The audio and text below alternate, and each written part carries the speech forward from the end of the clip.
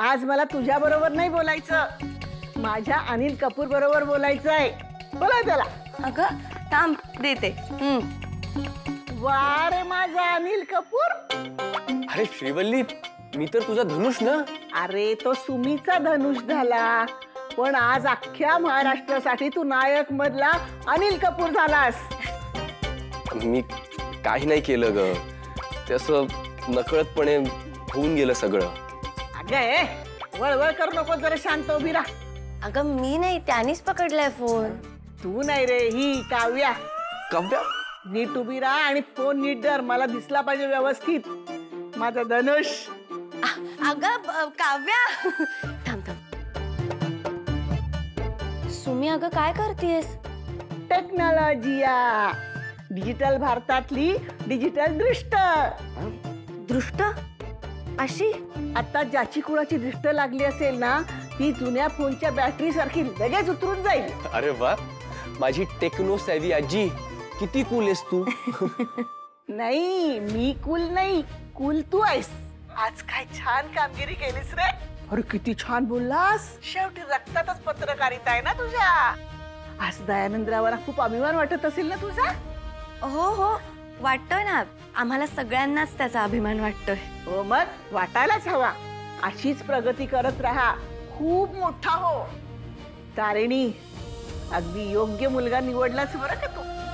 आता मी काय म्हणते, जरा वेळ काढून इकडे या ना, म्हणजे तिकडच्यांबरोबर इकडच्यांची पण लागलेली दृष्ट काढता येईल मला. हो हो येतो, लवकरच येतो. चल सुमी, ठेवू का आता? आणि हो, दयानंदरावांना अभिनंदन सांग. कसं आहे ना, मुलाच्या यशाचं कौतुक त्याच्यापेक्षा त्याच्या बापाला असतं. हो ठेवते. बाबा नाही येते माझे. तू असं म्हणून सत्य बदलणार नाहीये ना?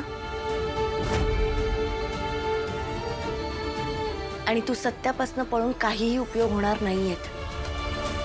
ते तुझ्या अस्तित्वाचा भाग आहेत केदार. तुझी ओळख दयानंद खांडेकर, तुझे बाप. या ना, या.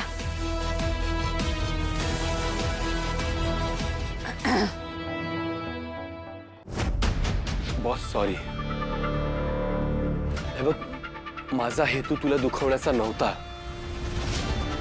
पण आपण मिशनसाठी आलोय ना, मग हे कशाला. मला नाही अडकायचंय. आणि समजा मी असं म्हणाले की हा आपल्या मिशनचाच भाग आहे तर? म्हणजे केदार, अरे तुला का कळत नाहीये? आपल्याला जेपीसी मेडिकल फॅक्टरीची माहिती हवी, जी माहिती आहे MNNच्या ऑफिसमध्ये, बरोबर? आणि जर तू तिथे MNNचा भाग म्हणून गेलास ना, तर तिकडच्या डेटाचा सगळा ऍक्सेस तुला मिळू शकतो.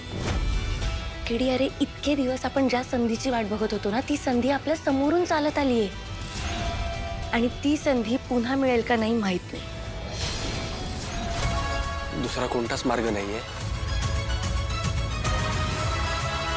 नाही केडी, आत्ता तरी माझ्या डोळ्यासमोर दुसरा कोणताच मार्ग नाहीये.